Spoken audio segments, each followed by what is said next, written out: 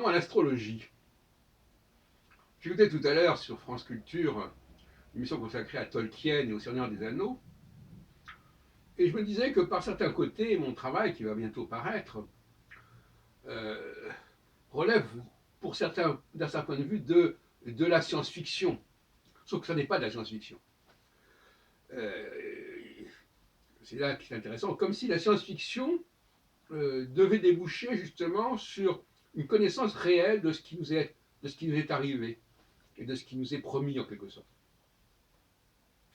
La différence entre science-fiction et réalité risque de devenir à l'avenir très ténue, très poreuse.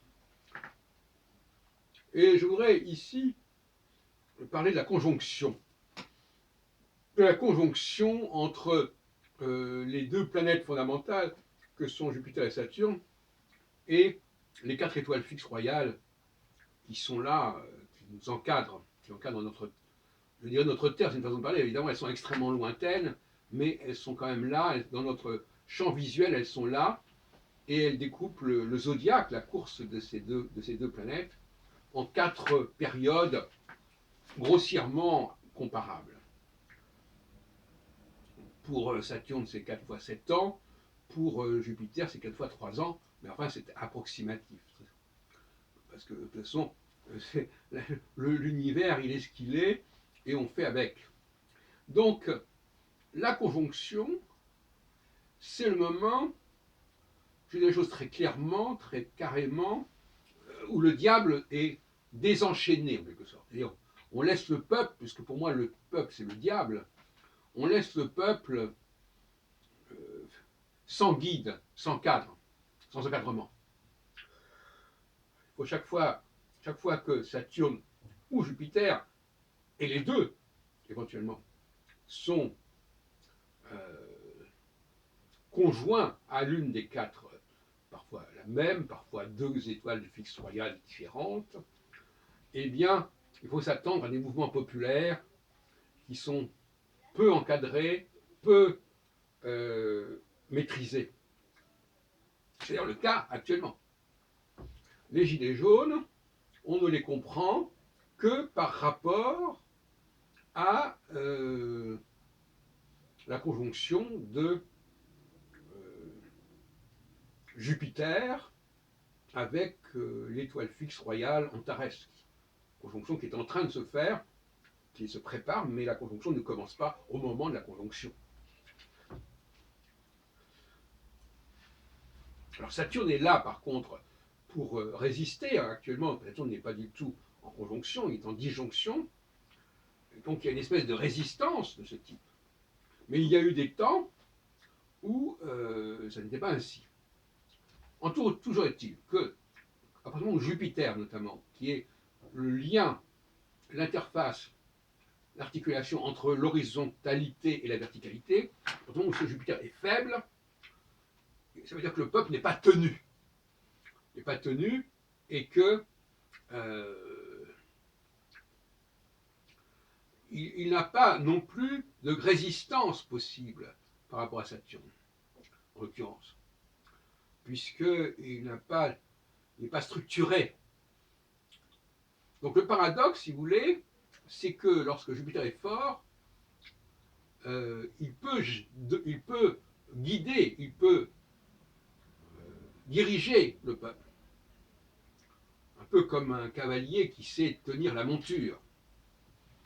Et quand il n'est pas fort, eh bien, il ne tient pas la monture. Donc à la fois, la monture, elle fait ce qu'elle veut, et en même temps, elle n'est pas dirigée, donc elle n'est pas structurée dans son comportement.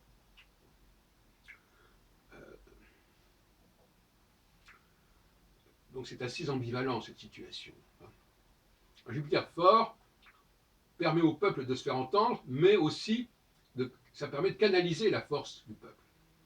Alors qu'un Jupiter faible, il n'y a pas de canalisation, ça part dans tous les sens. C'est un peu ce qui se passe actuellement avec les gilets jaunes. Donc veillons, regardons ce qui se passe alors c'est un phénomène assez banal, pour dire les choses comme elles sont. Moi, je n'ai pas du tout un discours apocalyptique. Et d'ailleurs, les effets de ces configurations sont très variables selon les pays. les pays qui se sont donné des structures solides vont pouvoir traverser ces périodes de troubles, de risques, que sont les conjonctions, avec plus de sérénité que ceux qui n'ont pas, qui n'ont pas fait ce travail préparatoire de préservation de barrages, en quelque sorte, comme il y a des tsunamis qui ont des effets plus ou moins forts selon les préparations qu'on a faites, sans parler des tremblements de terre, etc. Et on pourrait comparer la gouvernance au gouvernail. C'est-à-dire le gouvernail, c'est-à-dire qu'on est sur un bateau, et sur un bateau, il y a des périodes où c'est très troublé, où les éléments sont déchaînés. On retrouve la notion de déchaînement, et des moments où c'est beaucoup plus calme. Donc euh, quand Saturne et Jupiter sont puissants, le peuple se tient quoi? Il est contrôlé, mais là, quand les deux planètes sont puissantes en même temps, ça crée des problèmes tout de même. Comme en 1940, en juin 40, les deux planètes étaient puissantes au début du taureau, et donc pas très loin d'Aldébaran, c'est-à-dire qu'il y a une des 4 étoiles Fixes royales, et donc pas très loin, mais aussi suffisamment loin pour ne pas être en conjonction. Elles étaient en disjonction, après c'est pour se situer. Donc là, on a bien vu qu'il y avait un clivage majeur au niveau de la population française qui s'est manifesté au travers des personnages de Philippe Pétain et de Charles de Gaulle. Donc là, il y a une sorte d'opposition tranchée, la France libre, représentée par de Gaulle, etc. Donc voilà le schéma, voilà les règles du jeu politique telles que je les vois, et ça veut dire que notre Terre, notre humanité est encadrée par ces planètes, que sont Jupiter et Saturne, mais en même temps que le talon d'Achille de ce système, c'est qu'il y a des moments de conjonction où il faut bien, c'est comme dans une course de voiture, il faut bien que la voiture se ravitaille, et à ce moment-là, bon, bah, elle n'est plus dans la course, et donc par conséquent, les autres continuent à tourner. Bon, c'est un peu ça. La phase de conjonction, c'est la phase de ravitaillement, qui laisse le champ libre au peuple. Le peuple qui est, que je représente par la planète Mars, mais c'est symbolique parce que Mars n'a pas de véritable cyclicité, vu la rapidité de son propre cycle. Trop de cyclicité, si on peut dire, tue la cyclicité. Voilà, donc nous avons une humanité probablement féminine la plus ancienne, en quelque sorte. Hein, on peut entrer dans cette mythologie du matriarcat. Et puis arrive une structure qui va complètement changer l'ordre des choses, qui va dominer, qui va contrôler cette population première, en quelque sorte. Et l'astrologie nous parle de cette époque qui vient contrôler et dominer le peuple féminin notamment. On ne rentre pas dans le détail de cette humanité première. Il est évident qu'elle devait se reproduire de manière ou d'une autre, de toute façon, peut-être. Elle devait être androgyna, je ne sais rien. Bon, peu importe. Donc, je voudrais dire que cette population, elle est toujours là, et que les garde-fous sont toujours là pour. Mais en même temps, il y a des moments où ces garde-fous ne sont plus actifs, sont désactivés en quelque sorte. C'est quand Jupiter et Saturne, ou Jupiter ou Saturne, sont conjoints à l'une des 4 étoiles Fixes royales que sont Aldébaran, Antares, Régulus ou Famalo. Et à ce moment-là, il y a des risques. Et là, c'est un peu comme une épidémie. Soit on a pris les précautions, soit on est vacciné. Dans le mot vacciné, je veux bien dire ce qu'il veut dire. Soit on a prévu que les choses allaient se produire. Et donc en prévoyant quelque part une forme de vaccin, c'est-à-dire qu'on rentre dans l'esprit de ce qui va se passer, mais pour éviter d'être complètement dominé par ce qui va se passer. Et donc le système, il a été mis en place par des dieux qui ne sont pas le dieu Big Bang, ce sont des dieux beaucoup plus tardifs, que j'appelle des dieux, des Deus Faber, des dieux qui ont une maîtrise technologique. Et je disais ce matin dans une vidéo qui est déjà en ligne que notre environnement ce n'est pas uniquement notre environnement naturel, c'est aussi notre environnement technologique. L'astrologie fait partie de cet environnement technologique qui est absolument vital. Je veux dire par là que si on devait supprimer ces deux planètes, Jupiter et Saturne, eh bien, ça aurait des conséquences considérables sur notre humanité, qui serait condamnée à l'anarchie totale, et qui serait dans une régression, évidemment. Voilà, ça, c'est une idée qu'il ne vaut mieux pas de mettre dans la tête des extraterrestres qui voudraient supprimer notre planète. Passons. Donc, il s'agit d'un phénomène qui se produit régulièrement, puisque le cycle de Jupiter est de 12 ans, ce qui veut dire que pendant 1 an et demi, pendant 18 mois, il est en phase active, puis après encore 18 mois en phase passive, etc., etc. Donc ce sont des périodes de 18 mois, puisque nous avons 4 fois 3 ans. 4 fois 3 ans, chaque période de 3 ans pourra être elle-même coupée en 2 fois 18 mois. Donc ça fait donc 8 fois 18 mois, ça fait 12 ans. Et donc, voilà où nous en sommes, ça n'a rien à changer.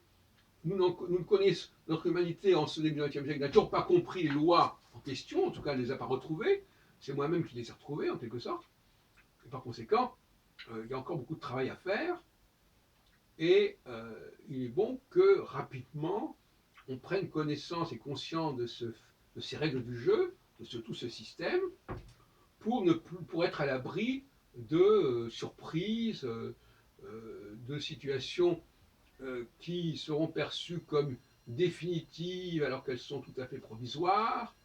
Tout ça doit être relativisé, puisque de toute façon, donc finalement, moi j'aime bien l'idée de vaccin. Voilà. Il faut inventer un vaccin contre le délire du déchaînement satanique qui est lié à la position de Saturne et de Jupiter. Jupiter, donc, je l'ai dit, chaque période fait 18 mois. Pour Saturne, chaque période fait 3 ans et demi. Mais sur ces 18 mois et 3 ans et demi, il y a des périodes de transition en plus. Donc c'est encore plus court que cela. Hein, pas de transition parce qu'on ne passe pas d'une phase active à une phase passive comme ça du jour au lendemain. C'est pas comme un interrupteur. Donc il y a des phases de transition, ce qui fait que globalement, l'effet jupitérien puissamment, l'effet conjonctionnel, il ne dure qu'une année environ. Hein. Et ces années-là, il faut faire très attention. Alors, en un cycle de 12 ans, il y a 4 années, mais qui sont dispersées, réparties sur les 12 ans, 4 années sensibles sur ce plan-là, au niveau de la psychologie des foules, au niveau des mouvements de foule, et de ce qui peut être fait dans ce sens-là, mais en rappelant que quand Jupiter est puissant, les foules ont leur mot à dire, parce que Jupiter, il est là pour justement, quelque part, prendre la tête des foules. Donc c'est un processus beaucoup plus complexe, beaucoup plus subtil, beaucoup plus nuancé qu'on pourrait le croire, avec 3 temps majeurs, on pourrait continuer comme ça indéfiniment. Quant à Saturne, qui est beaucoup plus lent, eh bien c'est lui qui assure l'hérédité, qui assure la dynastie, qui assure la royauté, et c'est donc normalement on devrait être en monarchie de ce point de vue-là. C'est pour ça que pour moi les Juifs ça incarne la monarchie, incarne la continuité historique, alors que Jupiter incarne une sorte de compromis un peu bancal et un peu provisoire et éphémère entre les différentes puissances qui sont là, différentes entités. Jupiter, c'est quand même le centre. Et c'est pour ça que Macron est très jupitérien, mais pas dans le sens où il l'entend, puisque lorsqu'il est venu au pouvoir, Jupiter était puissant. Il a été porté par le peuple, justement. Et maintenant, Jupiter étant faible, ce peuple qu'il a porté et qu'il a apporté, eh bien, ce peuple se retourne contre lui. C'est ce que disait l'autre jour quelqu'un qui disait ce qui se passe actuellement, c'est un peu le miroir de ce qui s'est passé il y a 1 an et demi, 18 mois, à savoir que Jupiter a su canaliser certaines énergies. Maintenant qu'il n'a plus cette puissance, pour l'instant, eh bien, les énergies en question, elles risquent de le déborder en quelque sorte. Voilà. J'en resterai là.